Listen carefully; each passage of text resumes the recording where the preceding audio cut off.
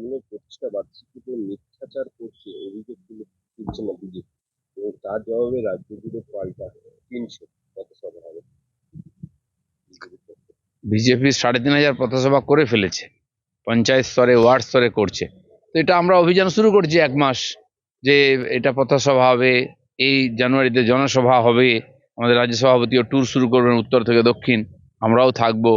এ তো চলতেই থাকবে। তো ওরা এক ধরনের বলবে, আমরা তার কাউন্টার করবোই। তার কারণ বিরোধী পার্টির দায়িত্ব হচ্ছে সরকারের ভুল দেখিয়ে দেওয়া, মিথ্যাচারকে ধরিয়ে দেওয়া, আর সেটা পশ্চিমবাংলার লোক এখন সব বুঝে গেছে, আর বোঝাতে হবে না কাউকে।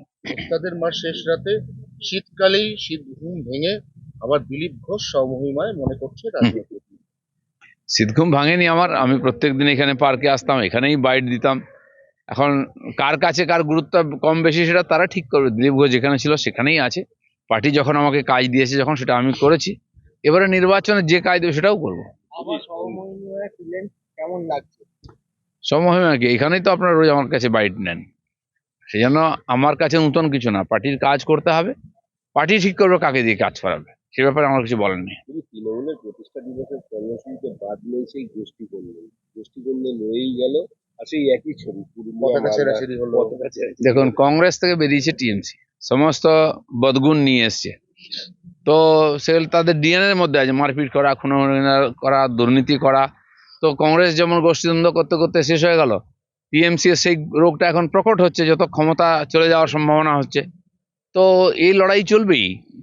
প্রতিষ্ঠা দিবস হয়ে গেলে কেউ জানতে পারলো না, মারপিটের ছবি আমরা দেখলাম টিভিতে। এই হচ্ছে টিএমসি।